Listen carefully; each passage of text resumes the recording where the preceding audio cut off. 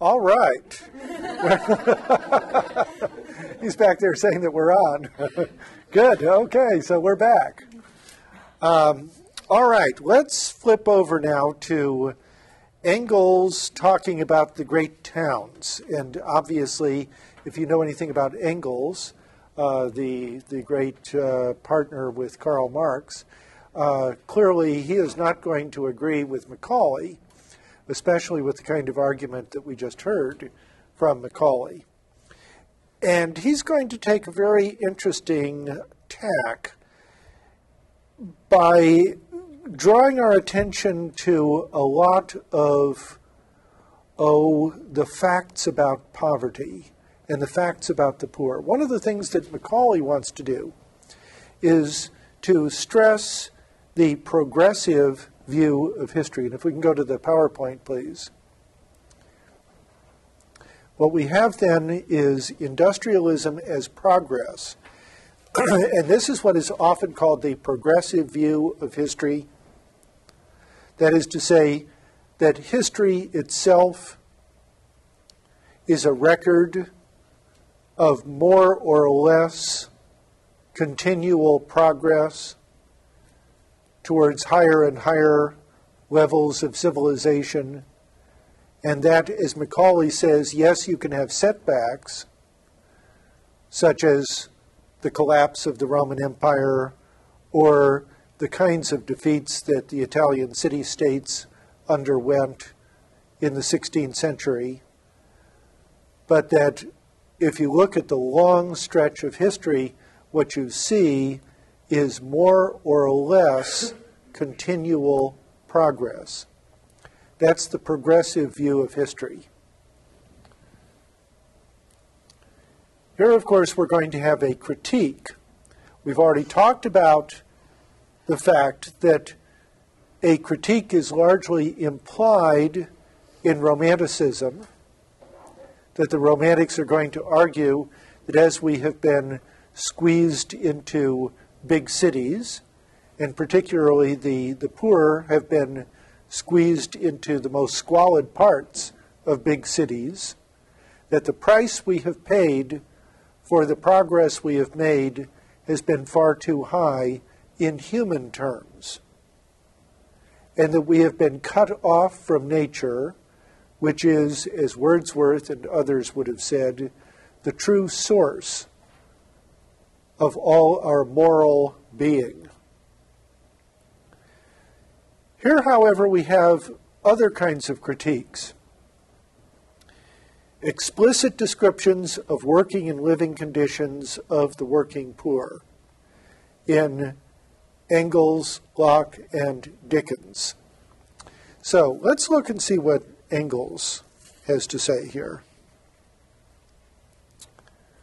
Actually, that's not Locke, the writer. For some reason or another, that was a little slip on my part. It's Kingsley.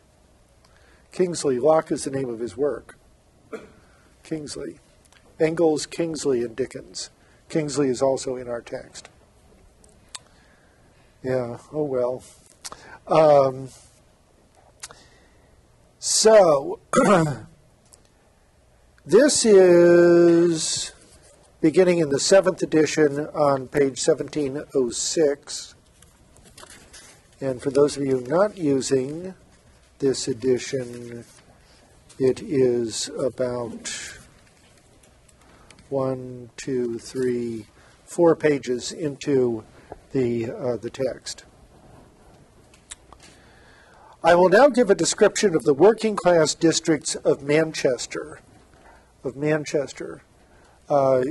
large industrial city in England.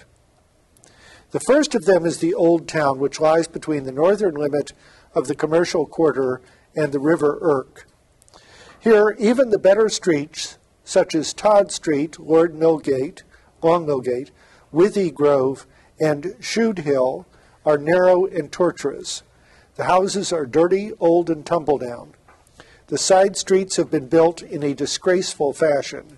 If one enters the district near the old church and goes down Long Millgate, one sees immediately on the right hand on the right-hand side, a row of antiquated houses where not a single front wall is standing upright. This is a remnant of the old Manchester of the days before the town became industrialized.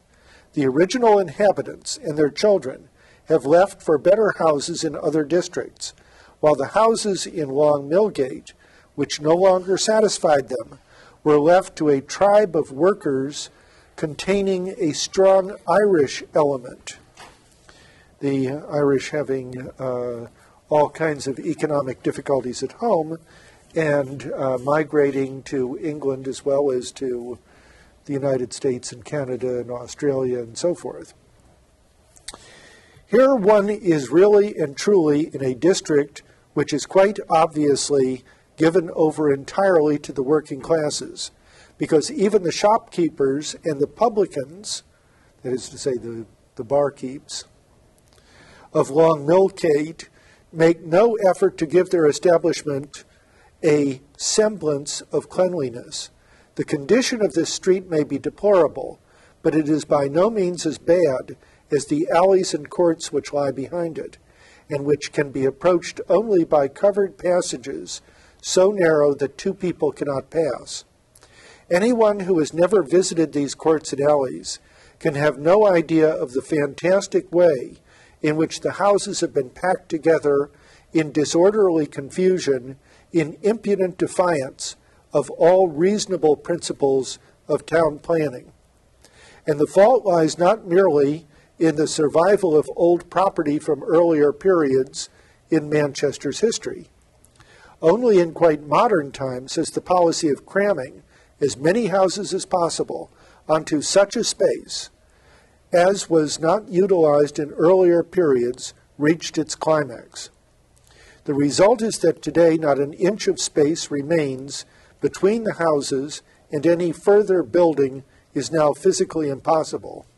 To prove my point, I reproduce a small section of a plan of Manchester.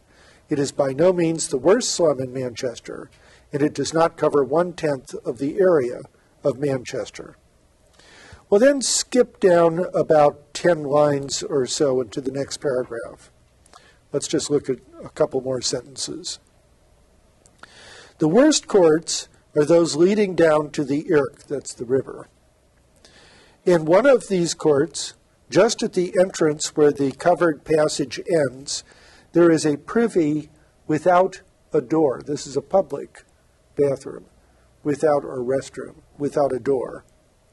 This privy is so dirty that the inhabitants of the court can only enter or leave the court if they are prepared to wade through puddles of stale urine and excrement.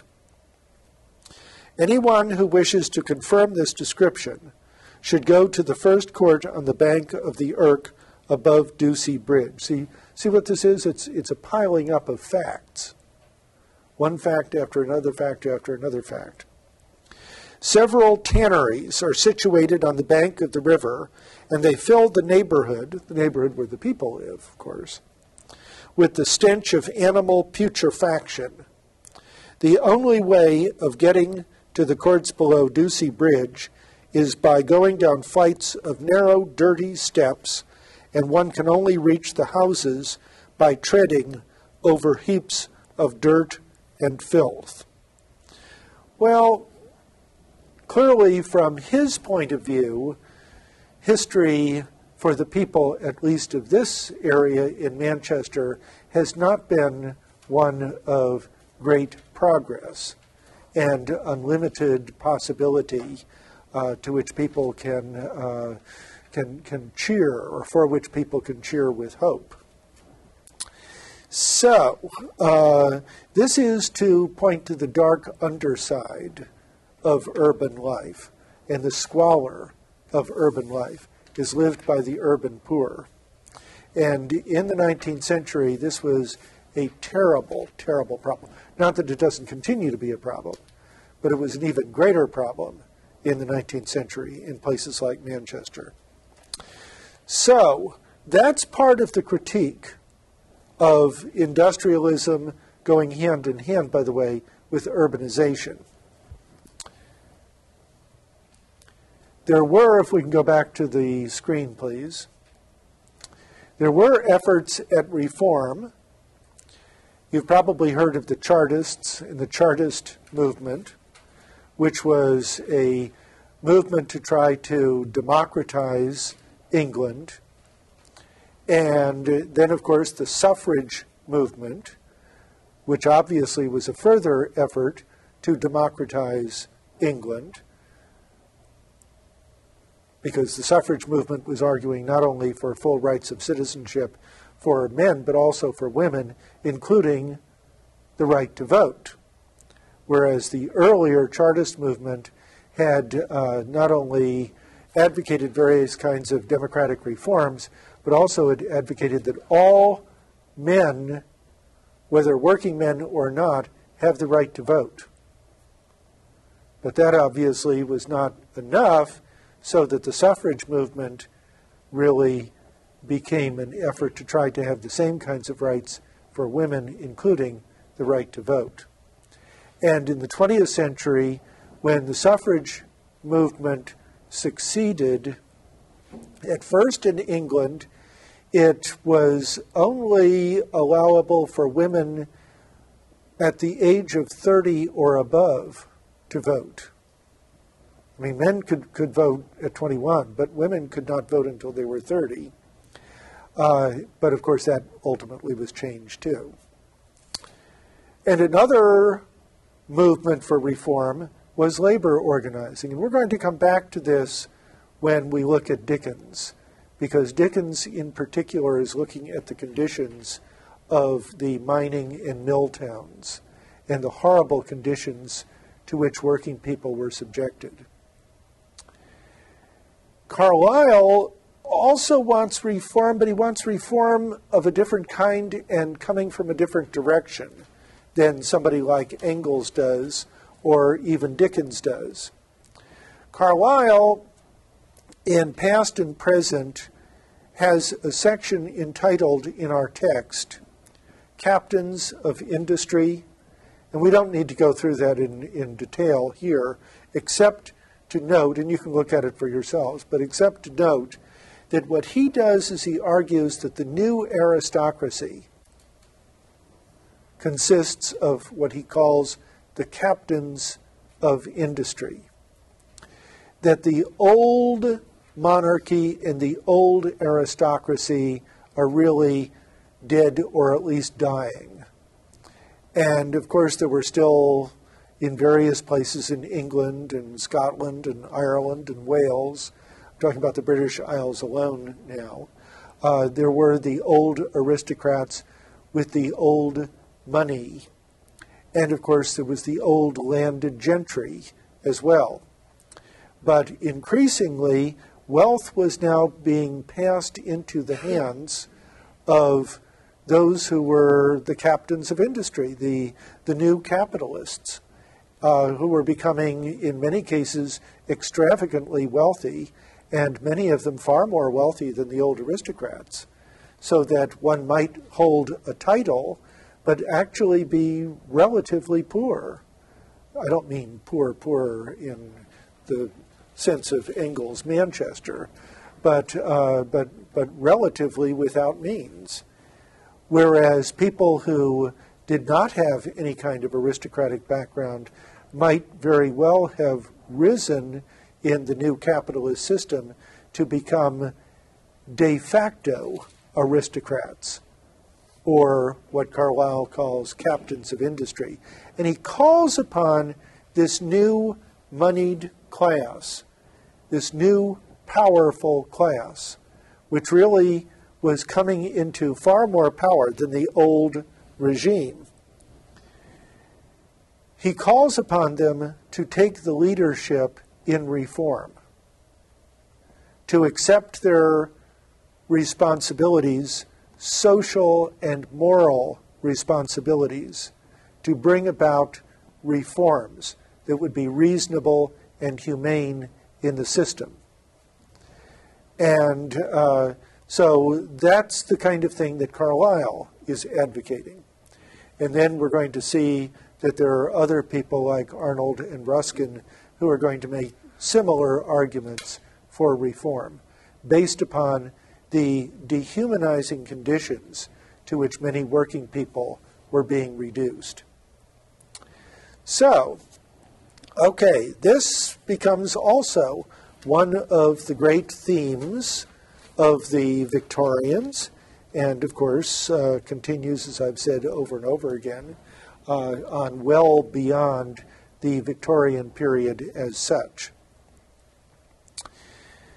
Now, what I'd like to do is I'd like to turn to what the Victorians called the woman question. And first of all, I would like to go back to Mary Wollstonecraft and her vindication of the rights of women.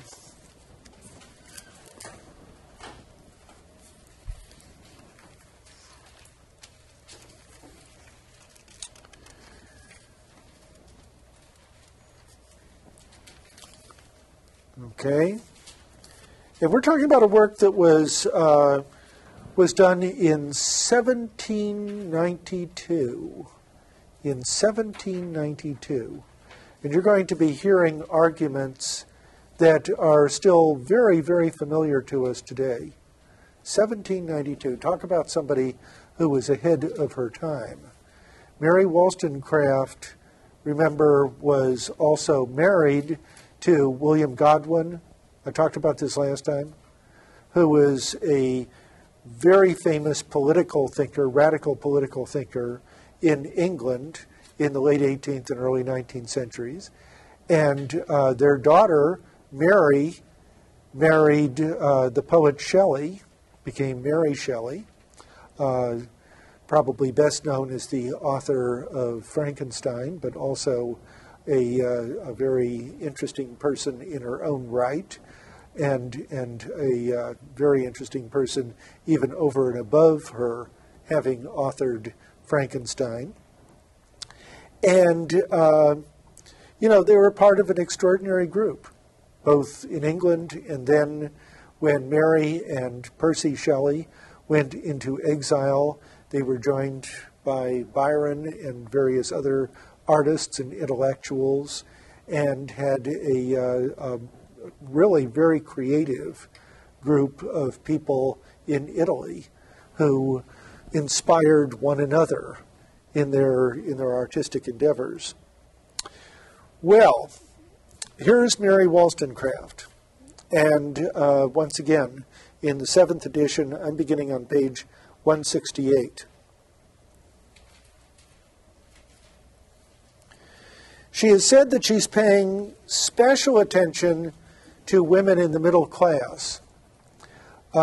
She does so because she thinks that the best hope for women is in the middle class. Lower class women were exploited, but they were exploited in ways that probably society was not going to get beyond very soon.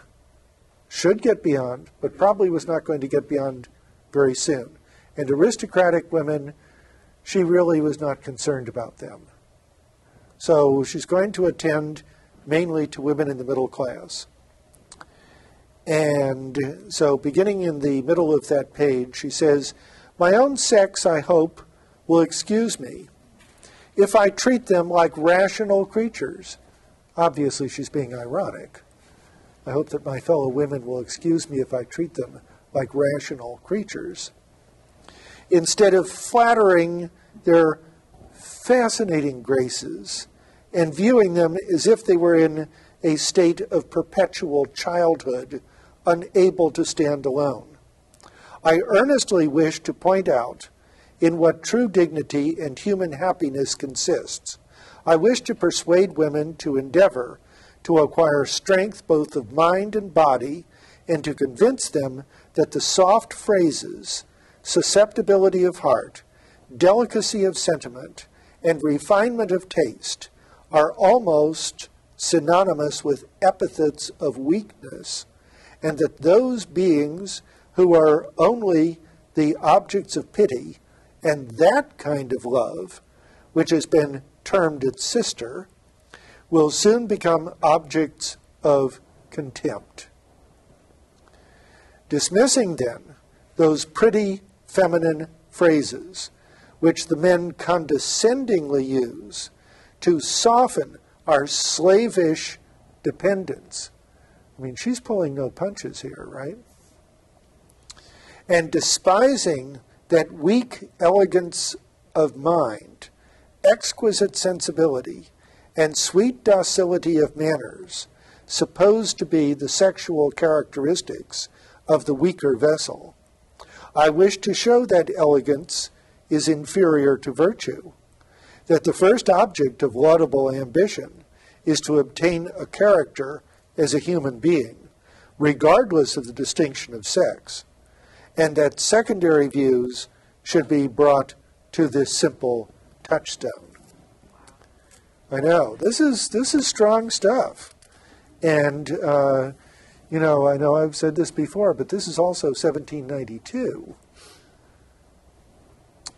Okay, so let's flip over a page. And I'm now on 170, up at the top. But this is about a page later for those with other editions. Women are, in fact, so much degraded by mistaken notions of female excellence that I do not mean to add a paradox when I assert that this artificial weakness produces a propensity to tyrannize and gives birth to cunning and natural opponents of strength, which leads them to play off those contemptible infantine airs that undermine esteem even whilst they excite desire. Well, and of course what she's saying is, let men change. She wants women to change, but she also wants men to change. And then over on the next page, naturally enough, she's going to take on Milton. Yeah, right. She's going to take on Milton. We've got one of our women colleagues who's raising her wrist and saying, yes, okay. So many of you will remember that Milton in Paradise Lost regards Eve, the mother of us all, but especially the representative of all women in Paradise Lost, is the sweet little thing, who bends her will towards her male husband, Adam, and of course everything goes wrong only when and because she disobeys her husband, and therein commits the original sin. And then, even beyond that, she seduces her husband into committing the original sin with her and lures him into, confirming their sin by going out and making love together. Okay, so here we have some quotations. To whom thus Eve with perfect beauty adorned, my author and disposer, what thou bidst unargued I obey. So God ordains. God is thy law, thou mine. This is Eve speaking, by the way.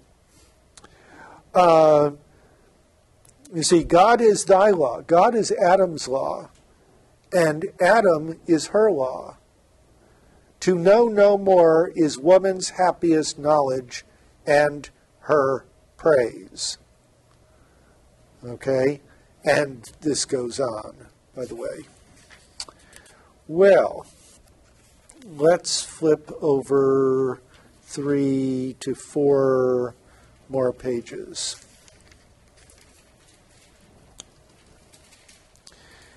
And about 2/3 of the way down that page, which here is 175, she's referring to Rousseau, who of course was a famous French philosopher of the day. and philosopher of the Enlightenment.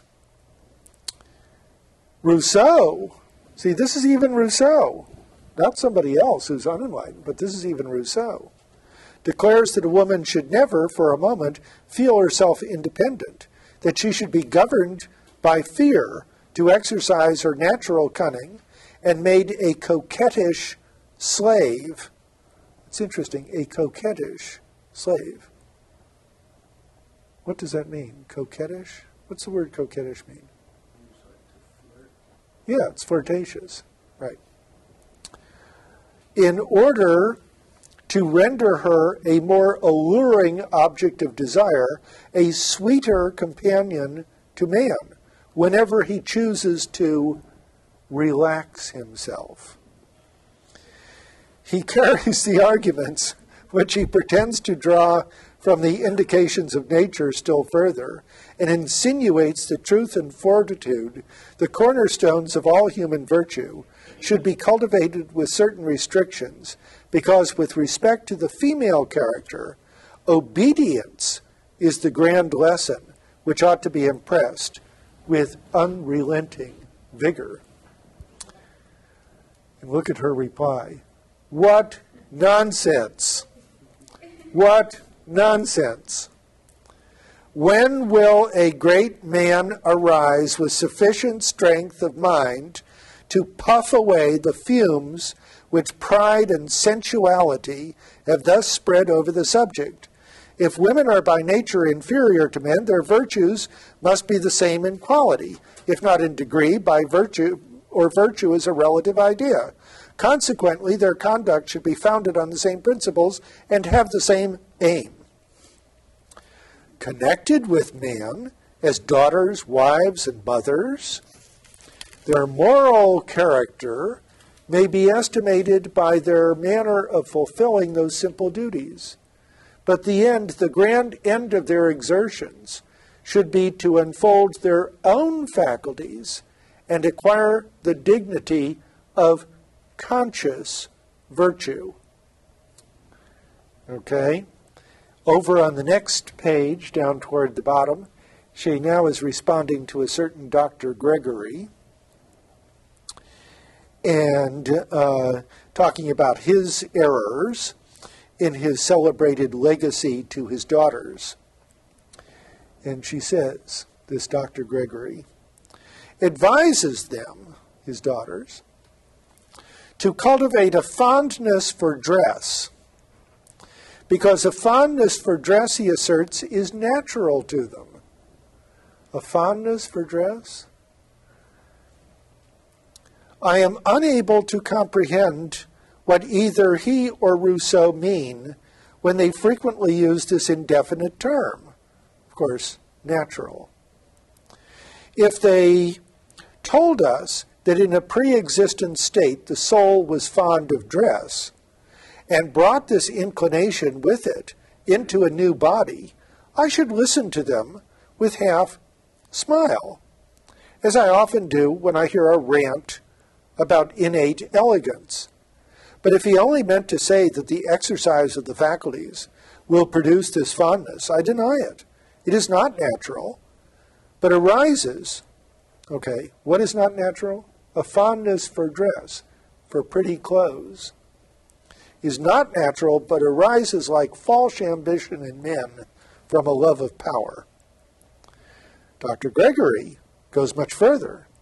He actually recommends dissimulation and advises an innocent girl to give the lie to her feelings and not dance with spirit when gaiety of heart would make her feel eloquent without making her gestures immodest.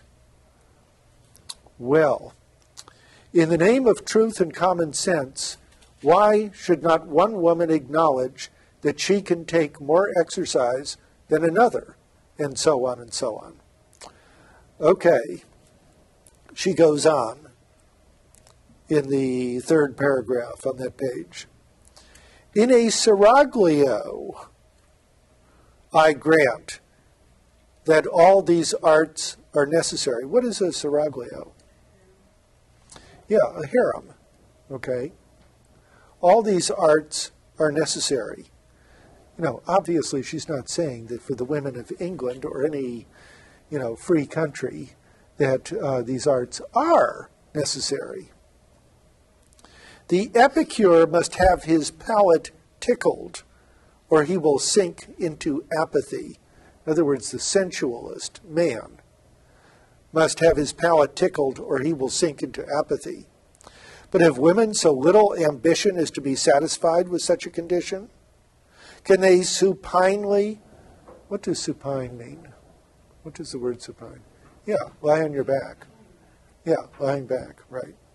Can they supinely dream life away in the lap of pleasure or the languor of weariness, rather than assert their claim to pursue reasonable pleasures and render themselves conspicuous by practicing the virtues which dignify mankind? Surely she has not an immortal soul who can loiter life away, merely employed to adorn her person, that she may amuse the languid hours and soften the cares of a fellow creature who is willing to be enlivened by her smiles and tricks when the serious business of life is over. Besides, the woman who strengthens her body and exercises her mind will, by managing her family and practicing various virtues, become the friend and not the humble dependent of her husband. It's a very interesting argument, you see, that she's actually going to enter into a new and better relationship with her friend, with her friend, yes, with her husband as her friend, rather than simply to be dependent upon him as in a kind of childlike state. Okay, and then skipping the next page and going down to the one after that, which here is 180, down at the bottom, she says, noble morality, and consistent with the cautious prudence of a little soul that cannot extend its views beyond the present beyond the present minute division of existence. If all the faculties of a woman's mind are only to be cultivated as they respect her dependence on man, if when a husband be obtained, she have arrived at her goal, and meanly proud rests satisfied with such paltry crown, let her grovel contentedly, scarcely raised by her employments above the animal kingdom. This is pretty strong stuff here. Scarcely raised by her employments above the animal kingdom. But if, struggling for the prize of her high calling, she look beyond the present scene, let her cultivate her understanding, her mind, right? Without stopping to consider what character the husband may have whom she is destined to marry. Let her only determine, without being too anxious about present happiness, to acquire the qualities that ennoble a rational being. And a rough, inelegant husband may shock her taste without destroying her peace of mind. She will not model her soul to suit the frailties of her companion, but to bear with them. His character may be a trial, but not an impediment to virtue. Well, okay. And then over on the next page, down toward the bottom, she says that, by the way, she's been saying that she is thinking and writing as a philosopher in the second to last paragraph. But then look at the last paragraph. This is on 182. But to view the subject in another point of view, do passive, indolent women make the best wives? Confining our discussion to the present moment of existence, Let us see how such weak creatures perform their part. Do the women who, by the attainment of a few superficial accomplishments, have strengthened the prevailing prejudice, merely contribute to the happiness of their husbands? Do they display their charms merely to amuse them? And have women who have early imbibed notions of passive obedience sufficient character to manage a family or educate children? So far from it that, after surveying the history of woman, I cannot help agreeing with the severest satirist, considering the sex as the weakest as well as the most oppressed half of the species. But of course, what she wants now is for women to grow and to assert themselves. So, once again, as I've said, this is really, really not only just strong stuff, but it's truly remarkable, especially when you consider how long ago this was written. Okay, now, let's see how one woman responded to this. Let's go back to the Victorian issues. And let's look at the first of the women here.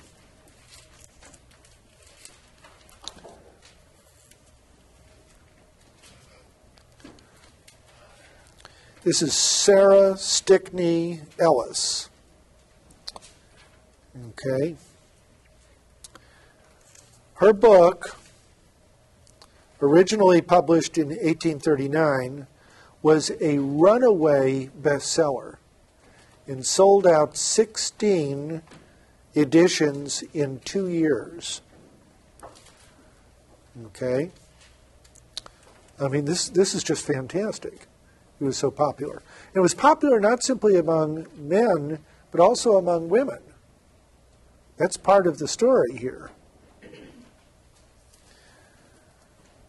Okay, the women of England, their social duties and domestic habits. She's writing also from the perspective of being a teacher, To men belongs the potent, I had almost said the omnipotent. Omnipotent is the word we use for God, right? All-powerful. Consideration of worldly aggrandizement. You know, men are the ones who go out and seek worldly success, not women. And it is constantly misleading their steps, closing their ears against the voice of conscience and beguiling them with the promise of peace where peace was never found. See, part of her argument is going to be men go out into the grand world seeking success, but in the process they lose their moral direction. And that's the role of women, is to provide moral direction for men. How often has man returned to his home with a mind confused by the many voices which in the market, the exchange, the stock exchange, or the public assembly have addressed themselves to his inborn selfishness or his worldly pride. And while his integrity was shaken, and his resolution gave way beneath the pressure of apparent necessity or the insidious pretenses of expediency, he has stood corrected. He has stood corrected, even if he was weak. He has stood corrected before the clear eye of woman as it looked directly to the naked truth and detected the lurking evil of the specious act he was about to commit. Nay, so potent may have become this secret influence, that he may have borne it about with him like a kind of second conscience. For mental reference and spiritual counsel in moments of trial. And when the snares of the world were around him, and temptations from within and without have bribed over the witness in his own bosom, he has thought of the humble monetarist. What's a monetarist?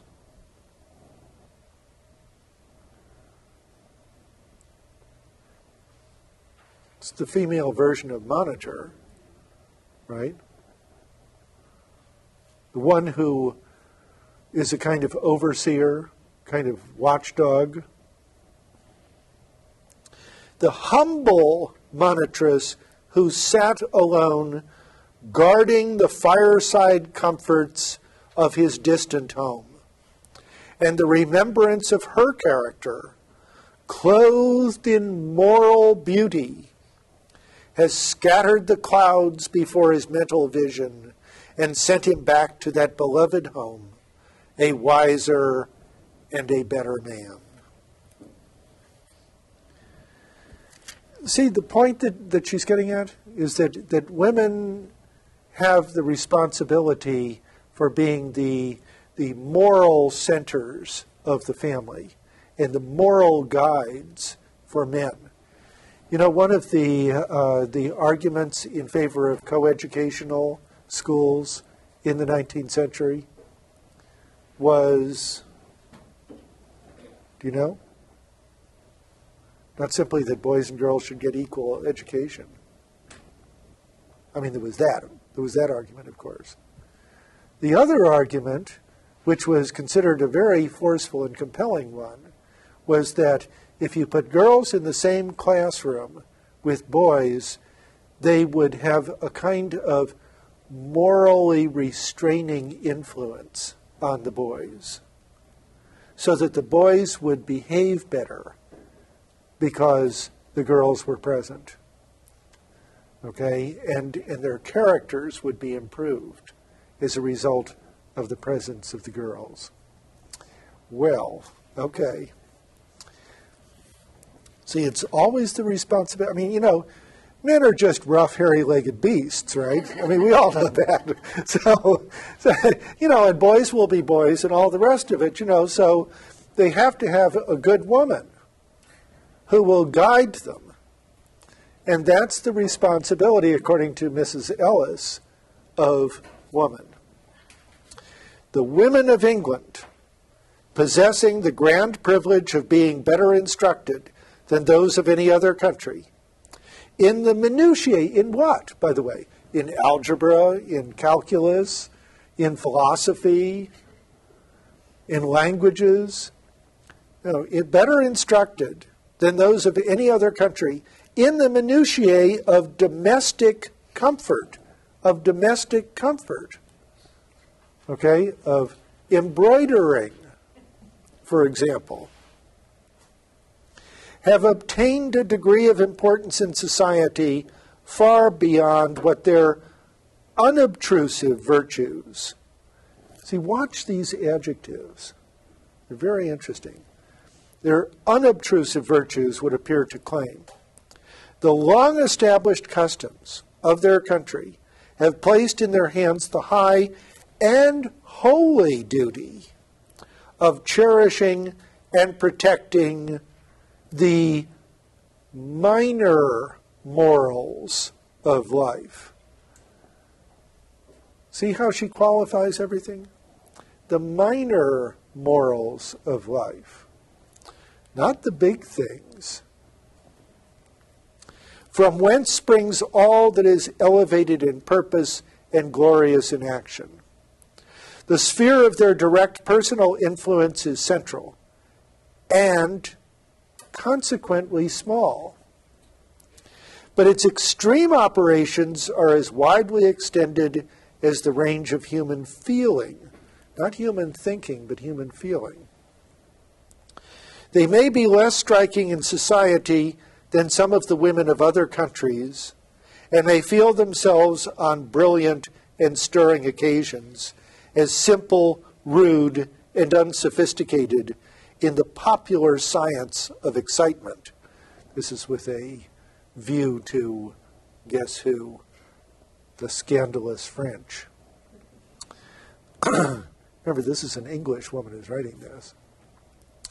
But as far as the noble daring of Britain has sent forth her adventurous sons, and that is to every point of danger on the habitable globe, they have borne along with them a generosity, a disinterestedness, and a moral courage derived in no small measure from the female influence of their native country.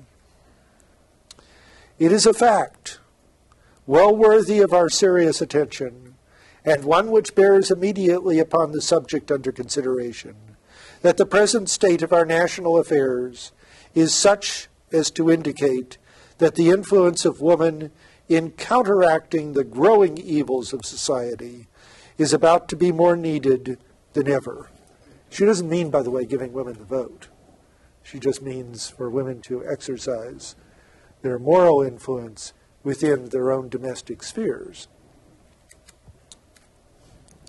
See, one of the reasons why I'm going through this in such detail is, lots of times people will have arguments about, relations between, men and women and social roles and gender roles and so on and so on.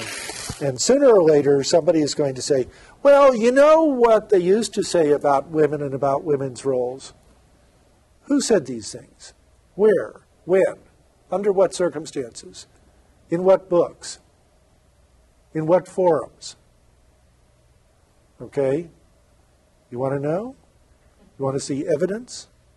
Right here. This is evidence. This is something you can point people to as evidence for what were regarded popularly as conventional roles for women in the middle of the 19th century.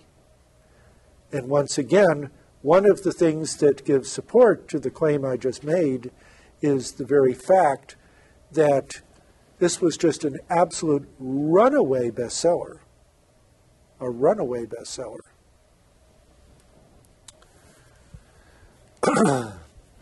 We continue.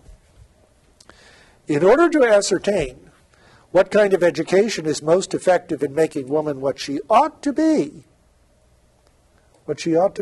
Now notice this is all going to be aimed towards the development of her character and fulfilling her domestic responsibilities, not towards making her into a Madame Curie. Who is Madame Curie, by the way?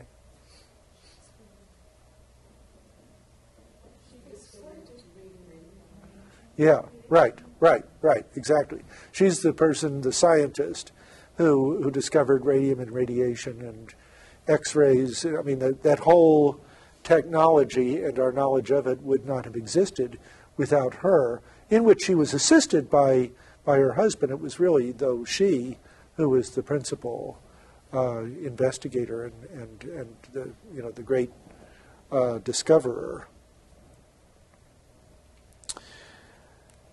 In order to ascertain what kind of education is most effective in making woman what she ought to be, the best method is to inquire into the character, station, and peculiar duties of women throughout the largest portion of her earthly career, and then ask, for what is she most valued, admired, and beloved? In answer to this, I have little hesitation in saying, for her disinterested kindness. For her disinterested kindness. Disinterested here means not interested in herself, only interested in others. For her disinterested kindness. That's what she is most valued, admired, and beloved for. Look at all the heroines, whether of romance or reality. At all the female characters that are held up to universal admiration, at all who have gone down to honored graves among the tears and lamentations of their survivors. Have these been the learned, the accomplished women? The women who could solve problems and elucidate systems of philosophy? No! Or if they have also been women who were dignified with the majesty of moral greatness. Let us single out from any particular seminary, school, by the way. This doesn't mean a seminary in our modern sense of a training place for the clergy, but in the older sense of a, well, actually kind of a prep school. Let us single out from any particular seminary a child who has been there from the years of 10 to 15 and reckon, if it can be reckoned, the pains that have been spent in making that child proficient in Latin. Have the same pains been spent in making her disinterestedly kind? And yet what man, get this, and yet what man is there in existence who would not rather his wife should be free from selfishness than be able to read Virgil without the use of a dictionary? And by selfishness, what she means is self-interest. Okay, she doesn't mean selfishness in the derogatory sense of selfishness. I still cling fondly to the hope that some system of female instruction will be discovered, by which the young women of England may be sent from school to the homes of their parents, habituated to be on the watch for every opportunity of doing good to others, making it the first and the last inquiry of every day. What can I do to make my parents, my brothers, or my sisters more happy? I am but a feeble instrument in the hands of Providence, but as He will give me strength, I hope to pursue the plan to which I have been accustomed, of seeking my own happiness only in the happiness of others. Well, guess what Oprah Winfrey would probably have to say to her. This is totally opposed to any conception of a woman cultivating herself and her own abilities and her own talents and her own gifts simply in order to cultivate herself, because that is a value in and of itself. Yeah. Don't forget your button. It's really funny because I don't know how many people have ever heard of Sarah Stickney Ellis, but I've heard of Virginia Woolf. Right. I know he's going to go down. Right. Here she is saying, oh, no one remembers people who are like that. And here we have Virginia Woolf, who's the vast opposite of that opinion. Right. Going down in history. So. Absolutely. And nowhere more than in what work?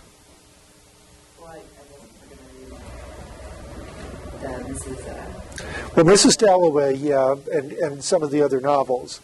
But what else? Anybody know? Long prose work? Polemical prose work? A room of one's own.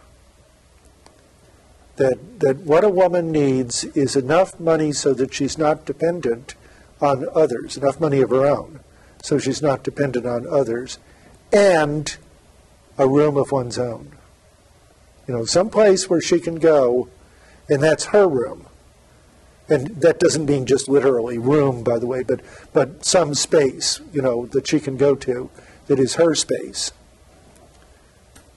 Okay? By the way, at Virginia Woolf's, the Woolf's, because she and Leonard used to go out to the country in the summertime to Rodnell. And it's a little village outside of Lewis, which is down close to the southeastern coast of England. And you can still go in there, by the way. It's called Monk's House, which has nothing to do with the Wolves, because it was called Monk's House before they ever, took the lease on it. And she had set up for herself a little structure, a little kind of house by itself, kind of a cabin in the back garden, which was far enough away from the house that she couldn't even hear anything going on in the house, if there were visitors or people walking around the garden and so forth. And that's where she used to go and do her writing, at least during the summertime. So then we have Coventry Patmore's poem, The Angel in the House. And this is something, by the way, that Virginia Woolf directly refers to, where she scornfully says, as we shall see later on, why should a woman simply be the angel in the house? The one who, in her disinterested kindness, puts her chair in the place of a draft, a cold draft, so that her husband and children can pull their chairs up closer to the fire. Well, here's Coventry Patmore, a poet who was very famous in his own time. When I behold the skies aloft passing the pageantry of dreams, the cloud whose bosom signet soft, a couch for nuptial Juno seems. Nuptial Juno, the goddess, the highest of the goddesses. The ocean broad, the mountains bright, the shadowy vales with feeding herds. I from my lyre the music smite, nor want for justly matching words. All forces of the sea and air, all interests of hill and plain, I so can sing in seasons fair, that who hath felt may feel again, elated oft by such free songs, I think with utterance free to raise, that hymn for which the whole world longs, a worthy hymn in woman's praise. All this has been leading up to, if I were, a great poet and I could do this and I could do that and, I could strike my lyre and I could sing great poem, what would I do? I would sing a worthy hymn in woman's praise. But what is that worthy poem in women's praise or hymn? A hymn bright noted like a bird's, arousing these song sleepy times, with rhapsodies of perfect words, ruled by returning kiss of rhymes. But when I look on her and hope to tell with joy what I admire, my thoughts lie cramped in narrow scope, or in the feeble birth expire. No mystery of well-woven speech, no simplest phrase of tenderest fall, nor likened excellence can reach her, the most excellent of all. The best half of creation's best, its heart to feel, its eye to see, the crown and complex of the rest, its aim and its epitome. See, this is the notion that obviously some feminists criticize of putting the woman up on the pedestal. You've heard that expression, right? Putting the woman up on the pedestal. And many women will say, that's no favor to me. Okay? Nay, might I utter my conceit, 'twere after all a vulgar song, for she's so simply, subtly sweet. My deepest rapture does her wrong. Yet is it now my chosen task to sing her worth as maid and wife. Nor happier post than this I ask, to live her laureate all my life. On wings of love uplifted free, and by her gentleness made great. And by her gentleness made great. See, this is the sort of thing that Mrs. Ellis was talking about. I'll teach how noble man should be to match with such a lovely mate. See, that's exactly the same argument that Ellis was making. And then in her may prove the more the woman's wish to be desired, by praise increased, till both shall soar, with blissful emulations fired. And as geranium pink or rose is thrice itself, through power of art, so may my happy skill disclose new fairness even in her fair heart. until that churl shall nowhere be who bends not awed before the throne of her affecting majesty. See, before the throne of her affecting majesty. So meek, so far unlike our own, until, for who may hope too much, from her who wields the powers of love, our lifted lives at last shall touch that happy goal to which they move, until we find as darkness rolls away and evil mists dissolve, the nuptial contrasts are the poles on which the heavenly spheres revolve. Well, okay. There we are. These are very, very popular attitudes towards women and, as I've said, towards the gendered roles that women were supposed to fulfill. We have various other selections here, but one I'd like to draw your attention to is Anonymous. Has anybody here read this? Anonymous? Okay. This is from a letter to the Times. This is from a letter to the Times. But before I do that, let's go back to the screen just a minute, please. We've seen the feminist critique in Mary Wollstonecraft's A Vindication of the Rights of Women in 1792. But I think in fairness to our male friends and colleagues, including myself, I suppose, I should mention that John Stuart Mill, himself a man and one of the great thinkers of the 19th century, also wrote a very important feminist critique entitled The Subjection of Women, which of course he argued against the subjection of women. So let's talk first about this Anonymous, the great social evil from a letter to the Times, that is to say the London Times, in January of 1858. Who is this person? Who's read it? I no longer see the hand. Okay. Yeah.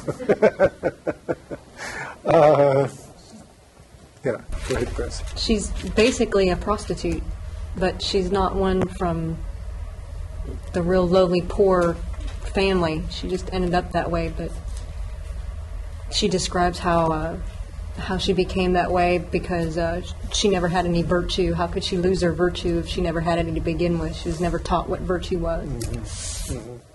Yeah, okay.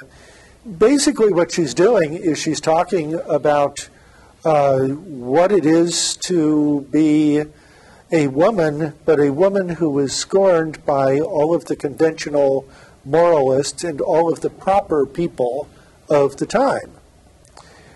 This is not, by the way, an argument in favor of prostitution. What it is it's a condemnation of the hypocrisy of a lot of the moralists of the time. Because one of the things that she's saying is that there are many women who either are unfairly accused of being prostitutes or like prostitutes. Moreover, there are women who are forced into prostitution by economic necessity. That there were many women who really had very little choice. And so she's saying, in effect, don't go about criticizing me unless you live where I have lived and you experience what I have experienced. And the world is very, very, very hard for poor people, working class people, and especially for women of that class. And if a few of them have become prostitutes in order to improve their economic conditions, who are you moralists to criticize them? And it's an interesting argument. And again, she's not trying to apologize for herself, as you say, and as you pointed out. And she also is not saying that women ought to become prostitutes. That's not her point at all. It's simply to condemn, first of all, a society which not only pushes many women into this kind of prostitution, but then turns around and condemns them morally for having done so. So, it's an unusual kind of inclusion in an anthology of this kind. And we have various other works in here by women, mainly women, though we do have one by another man, Walter Besant. And you will probably be interested to note that one of the works that we have is by Florence Nightingale, who is better known for what? She was a novelist, but she's... Yeah, she not only was a nurse, but what? Yes, she was a nurse. Well, sort of what preceded, yeah. What she really did was she professionalized the profession of nurses and of nursing. Okay. In earlier times, and even down to Florence Nightingale's times, the women who became nurses were really people who had no other options. You know, it was a very, very difficult occupation. We're not talking about what nurses are today, by the way. What nurses have become is largely as a result of the work of Florence Nightingale, and of course, obviously many others since Florence Nightingale, but under her inspiration, ultimately. That what nurses did in this time was basically just go around and try to clean people up, you know. And I don't know how many of you have been in hospitals or have worked in hospitals. I worked in hospitals for 3 years. And let me tell you that hospital workers are the real heroes and the real saints of the world in many respects, because they deal with people at their most vulnerable with all of their physical and often psychological weaknesses. And, you know, and nurses were very much looked down on. They were not considered to be professionals. They were simply considered to be people who cleaned people up, you know, and, you know, to some extent dressed wounds. And, you know, if they had any responsibilities at all beyond that, they were clearly under the supervision of male superiors who were usually doctors. And of course, most doctors were male. As a matter of fact, it wasn't until fairly late in the 19th century that women not only were admitted to go and sit in medical school lectures in the lecture halls at the universities in England, but they couldn't sit for examinations. So they were finally allowed to go and sit in the lecture halls, but they couldn't sit for the examinations, which meant, of course, that they could never receive degrees and therefore could never be certified as medical doctors or other medical professionals. And it was fairly late in the 19th century when the first women were actually allowed to sit for examinations. So, and that, you know, in the course of history is not that awfully long ago. So, one of the things that Florence Nightingale did was she professionalized nursing. She came in and said that hospitals were really filthy pigsties for the most part, and that they had to be cleaned up. She went out of the hospitals into the neighborhoods and said that people had to not only clean up their houses and themselves and their children, but also taught people at least the basics of public health, of sanitation, and of good hygiene. And she made tremendous advances in improving the hygiene of people in the society in general. You know, teaching people fundamental things like, you know, when to bathe and how to bathe, and when to wash one's hands and how to do that effectively to kill germs, you know, and all kinds of things like that, that vastly improved the conditions of public health. And in the hospitals, and I don't know how many of you are aware of this or not, but in the hospitals, it's very easy for infections to spread. You know, that's why one of the not very good jokes around hospitals is, you know, the last place you want to be if you're sick is in a hospital. Well, there's an element of truth in that. It's not true in a lot of cases, but there's an element of truth in that. Let me just give you one example. Postoperative infections. You know, there are people who will have operations. You know, you have to have an operation because of, you know, some physical problem you're having. And naturally enough, you assume not only that the operation will be competent, but that you will improve after you've had your surgery. Maybe not immediately, because it's tough going through surgery. But, you know, after a little while, you're going to improve. Well, what if you get a wound infection? That's not as uncommon as you might think.